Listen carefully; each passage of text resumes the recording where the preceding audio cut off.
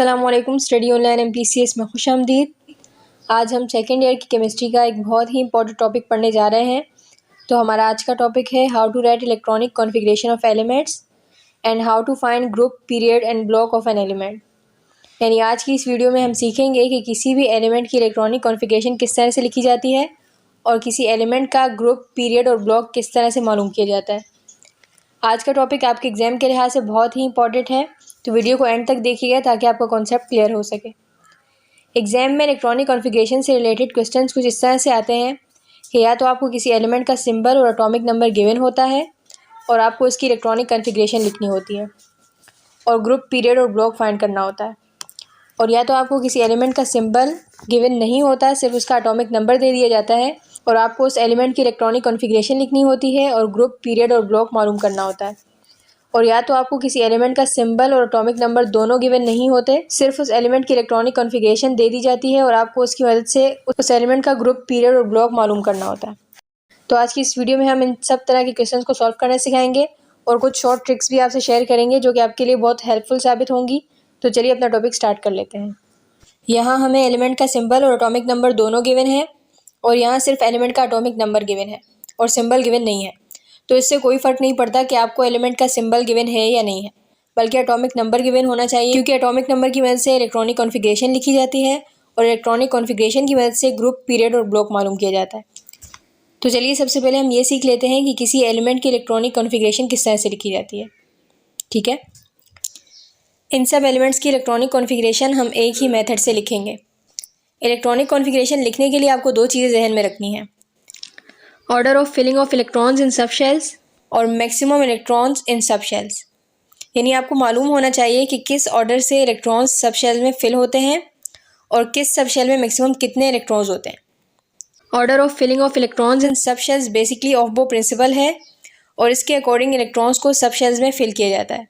सबसे पहले electrons 1s सब शेल में फिल होते हैं, यानी सबसे पहले 1s सब शेल को फिल किया जाता है, फिर 2s, फिर 2p, फिर 3s, फिर 3p, फिर 4s, फिर 3d, फिर 4p, फिर 5s, फिर 4d, फिर 5p, फिर 6s, फिर 4f, फिर 5d, फिर 6p, फिर 7s, फिर 5f, फिर 6d और फिर 7p सब शेल को फिल किया जाता है।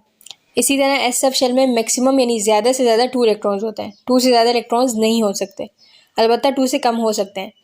पी सब शेल में मैक्सिमम 6 इलेक्ट्रॉन्स होते हैं, डी सब शेल में मैक्सिमम 10 इलेक्ट्रॉन्स होते हैं और एफ सब शेल में मैक्सिमम 14 इलेक्ट्रॉन्स होता है।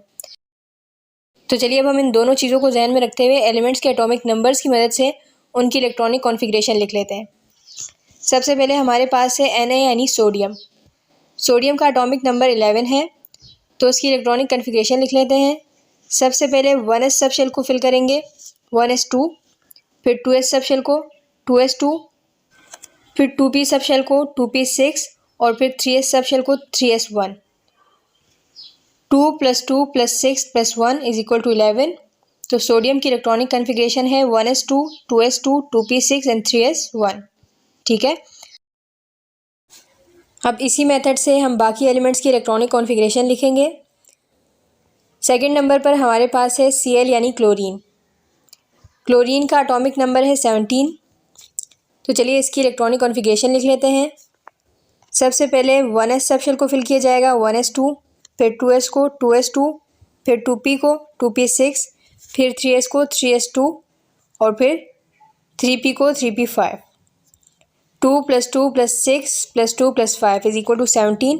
तो क्लोरीन की इलेक्ट्रॉनिक कॉन्फ़िगरेशन क्या है 1s2, 2s2, 2p6, 3s2, 3p5। चले अब हम नेक्स्ट एलिमेंट की इलेक्ट्रॉनिक कॉन्फ़िगरेशन लिख लेते हैं। यहाँ हमें सिर्फ एलिमेंट का एटॉमिक नंबर गिवन है, लेकिन एलिमेंट का सिंबल गिवन नहीं है। यानी ये तो मालूम है कि एलिमेंट का एटॉमिक नंबर 4 है, मगर ये मालूम नहीं कि वो एलिमेंट है कौन सा, उसका नाम क्या है, और हमें मालूम करने की ज़रूरत भी नहीं है। ठीक है, हमें तो सिर्फ एटॉमिक नंबर मालूम होना चाहिए जिसकी मदद से हम इलेक्ट्रॉनिक कॉन्फ़िगरेशन लिखेंगे, और हमें वो गिवन है।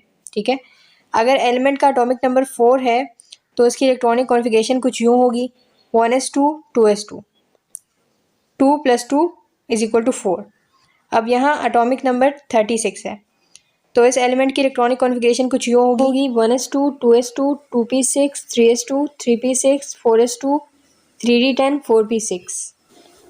2 + 2 + 6 + 2 + 6 + 2 + 10 + 6 = 36।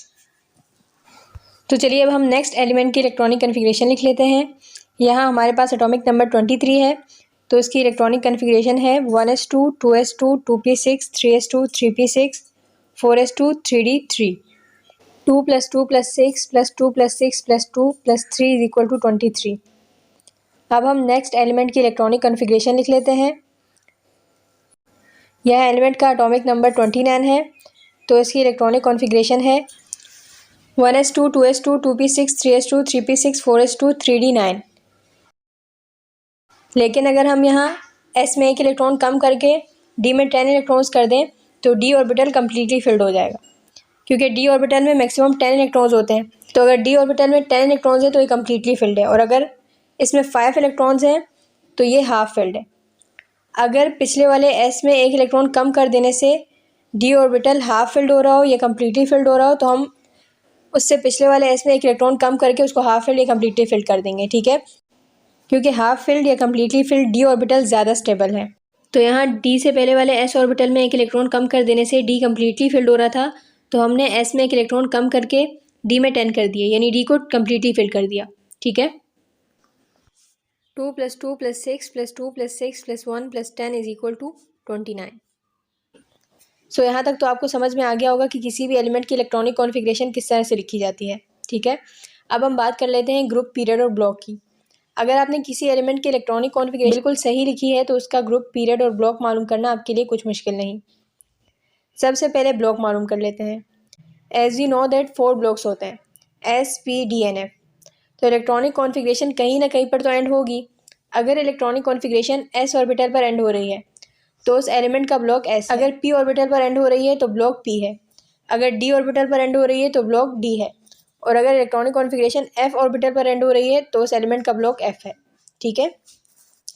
जैसे यहाँ सोडियम की इलेक्ट्रॉनिक कॉन्फ़िगरेशन S ऑर्बिटल पर एंड हो रही है तो सोडियम का ब्लॉक S है। यहाँ क्लोरीन की इलेक्ट्रॉनिक कॉन्फ़िगरेशन P ऑर्बिटल पर एंड हो रही है तो क्लोरीन का ब्लॉक P है। इस तरह से यहाँ इलेक्ट्रॉनिक कॉन्फ़िगरेशन S ऑर्बिटल पर एंड हो रही है तो इस एलिमेंट का ब्लॉक S है। यहाँ इलेक्ट्रॉनिक कॉन्फ़िगरेशन P ऑर्बिटल पर एंड हो रही है तो ब्लॉक P है, और यहाँ इलेक्ट्रॉनिक कॉन्फ़िगरेशन D ऑर्बिटल पर एंड हो रही है तो एलिमेंट का ब्लॉक D है। अब बात कर लेते हैं पीरियड की। किसी भी एलिमेंट की इलेक्ट्रॉनिक कॉन्फ़िगरेशन लिखने के बाद आप देखेंगे कि इसमें हाईएस्ट प्रिंसिपल क्वांटम नंबर कौन सा है। जो सबसे बड़ा प्रिंसिपल क्वांटम नंबर होगा वही पीरियड होगा। फॉर एग्जांपल सोडियम की इलेक्ट्रॉनिक कॉन्फ़िगरेशन में सबसे बड़ा यानी हाईएस्ट प्रिंसिपल क्वांटम नंबर 3 है। 3 से बड़ा प्रिंसिपल क्वांटम नंबर नहीं है, तो इसका मतलब है कि सोडियम का पीरियड 3rd है, ठीक है। क्लोरीन की इलेक्ट्रॉनिक कॉन्फ़िगरेशन में हाईएस्ट प्रिंसिपल क्वांटम नंबर 3 है, तो इसका पीरियड जो है वो भी 3rd है। इसी तरह से यहाँ हाईएस्ट प्रिंसिपल क्वांटम नंबर 2 है, तो इस एलिमेंट का पीरियड 2nd है। यहाँ हाईएस्ट प्रिंसिपल क्वांटम नंबर 4 है, 4 से बड़ा नंबर नहीं है, तो इस एलिमेंट का पीरियड 4th है। और यहाँ पर भी हाईएस्ट प्रिंसिपल क्वांटम नंबर 4 है, तो इस एलिमेंट का पीरियड भी 4th है। और यहाँ पर भी सेम ऐसा ही है, हाईएस्ट प्रिंसिपल क्वांटम नंबर 4 है, 4 से बड़ा नंबर नहीं है इस इलेक्ट्रॉनिक कॉन्फ़िगरेशन में, तो इस एलिमेंट का पीरियड भी 4th है। अब हम बात कर लेते हैं ग्रुप की। ग्रुप किस तरह से मालूम किया जाता है, इसके लिए आपको कुछ बेसिक पॉइंट्स और कुछ शॉर्ट ट्रिक्स जहन में रखनी है, तो चलिए उनको समझ लेते हैं। अगर एलिमेंट की इलेक्ट्रॉनिक कॉन्फ़िगरेशन S ऑर्बिटल या P ऑर्बिटल पर एंड हो रही है, यानी लास्ट इलेक्ट्रॉन S या P ऑर्बिटल में जा रहा है, तो उस एलिमेंट का सब ग्रुप A होगा। और अगर last electron D F orbital में जा रहा है तो उस एलिमेंट का सब ग्रुप B होगा। इसी तरह से अगर किसी एलिमेंट की इलेक्ट्रॉनिक कॉन्फ़िगरेशन S पर एंड हो रही है तो लास्ट S ऑर्बिटल में जितने इलेक्ट्रॉन्स हैं वो गिनेंगे, वही उस एलिमेंट का ग्रुप नंबर होगा। जैसे फॉर एग्जांपल यहाँ पर इस एलिमेंट की इलेक्ट्रॉनिक कॉन्फ़िगरेशन S पर एंड हो रही है, तो S में 1 इलेक्ट्रॉन है, तो ये ग्रुप 1A का एलिमेंट है। यहाँ पर भी इस एलिमेंट की इलेक्ट्रॉनिक कॉन्फ़िगरेशन S ऑर्बिटल पर एंड हो रही है, यहाँ S में 2 इलेक्ट्रॉन्स हैं, तो इस एलिमेंट का ग्रुप 2A है। इसी तरह से अगर किसी एलिमेंट की इलेक्ट्रॉनिक कॉन्फ़िगरेशन P ऑर्बिटल पर एंड हो रही है, यानी लास्ट इलेक्ट्रॉन P ऑर्बिटल में एंटर हो रहा है, तो लास्ट P ऑर्बिटल और इससे पहले वाले S ऑर्बिटल के इलेक्ट्रॉन्स को ऐड कर लेंगे तो आपको ग्रुप मालूम हो जाएगा। जैसे फॉर एग्जांपल यहाँ पर इलेक्ट्रॉनिक कॉन्फ़िगरेशन P ऑर्बिटल पर एंड हो रही है, तो इस P और इससे पहले वाले S ऑर्बिटल पर मौजूद इलेक्ट्रॉन्स को ऐड कर देंगे पी में 5 इलेक्ट्रॉन्स हैं और एस में 2 इलेक्ट्रॉन्स, 5 + 2 = 7, तो ये ग्रुप 7A का एलिमेंट है। इस एलिमेंट की इलेक्ट्रॉनिक कॉन्फ़िगरेशन भी पी ऑर्बिटल पर एंड हो रही है। तो लास्ट वाले पी ऑर्बिटल में 6 इलेक्ट्रॉन्स हैं और इससे पहले वाले एस ऑर्बिटल में 2 इलेक्ट्रॉन्स हैं। 2 + 6, जब हम इनको ऐड कर देंगे तो हमारे पास आ जाएगा 8। तो इस एलिमेंट का ग्रुप जो है वो 8A है। लेकिन अगर किसी एलिमेंट की इलेक्ट्रॉनिक कॉन्फ़िगरेशन डी ऑर्बिटल पर एंड हो रही है, यानी लास्ट इलेक्ट्रॉन डी ऑर्बिटल में जा रहा है, तो उस डी ऑर्बिटल और इससे पहले वाले एस ऑर्बिटल में मौजूद इलेक्ट्रॉन्स को ऐड कर देंगे तो हमें ग्रुप मालूम हो जाएगा।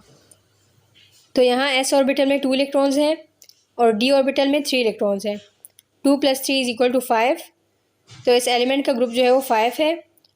और क्योंकि ये डी ऑर्बिटल पर एंड हो रहा है, यानी लास्ट इलेक्ट्रॉन डी ऑर्बिटल में जा रहा है, तो इस एलिमेंट का ग्रुप 5 भी है। अब हम नेक्स्ट एलिमेंट का ग्रुप मालूम कर लेते हैं। यहाँ पर भी लास्ट इलेक्ट्रॉन डी ऑर्बिटल में जा रहा है, तो इस एलिमेंट का सब ग्रुप भी बी है।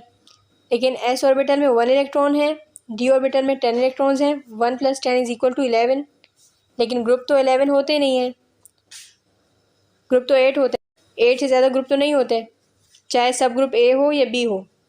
इसलिए इस एलिमेंट का ग्रुप 11 भी तो हो ही नहीं सकता। तो अब इस तरह के एलिमेंट का ग्रुप किस तरह से मालूम किया जाएगा?